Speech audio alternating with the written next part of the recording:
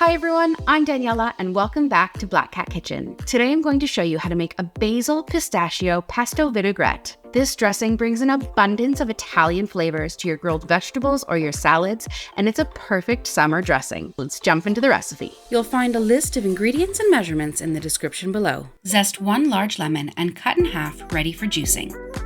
Break off a few pieces of Parmesan cheese, 50 grams worth, about half a cup. The blender is going to do all the grating for us. You can use any hard Italian cheese. I'm using Parmigiano Reggiano, but you can use Grano Padano, Asiago, or Pecorino Romano. To our high-powered blender, add 20 grams, 1 cup of fresh basil.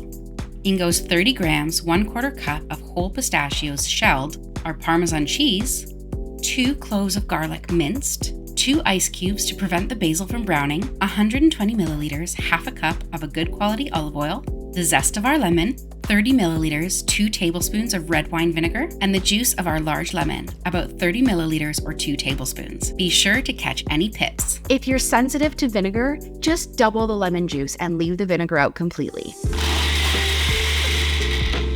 Once it's blended, this is the consistency we're looking for. If it's thick, add a little bit of water to thin it out. Give it a taste and season as necessary. I'm adding in a bit of salt and some freshly cracked black pepper.